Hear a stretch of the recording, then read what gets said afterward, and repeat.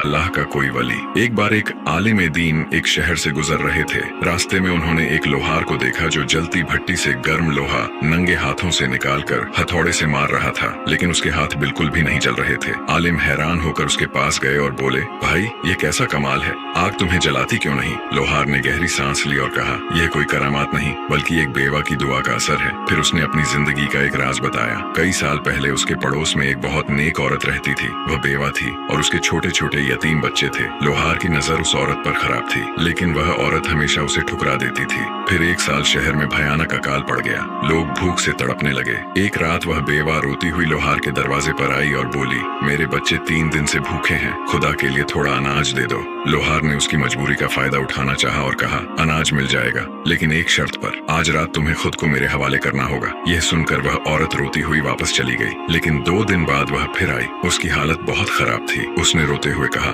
मेरे बच्चे मर रहे हैं, मैं तुम्हारी शर्त मानने को तैयार हूँ, बस मुझे खाना दे दो। लोहार उसे कमरे में ले गया और दरवाजा बंद कर दिया, लेकिन जैसे ही वह उसके पास गया, उसने देखा कि वह औरत बुरी तरह कांप रही है और आसमान की तरफ देखकर रो रही है। लोहार ने कहा, डर क्यों रही हो, दरवाजा बंद है, हमें कोई नहीं देख रहा। और फिर उस औरत ने जो जवाब दिया, उसने लोहार की जिंदगी बदल दी। वह बोली, लोगों की नजरों से तो छुप सकते हैं, लेकिन जो ऊपर आसमान में बैठा सब देख रहा है, उससे कैसे छुपेंगे? बस ये सुनते ही लोहार का दिल कांप गया। उसे अल्लाह का खौफ महसूस हुआ। वह तुरंत पीछे हट गया और घर का सारा अनाज लाकर उस औरत के सामने रख दिया। रोते हुए बोला, मुझे माफ कर दो, तुमने मुझे जहन्नुम की आग से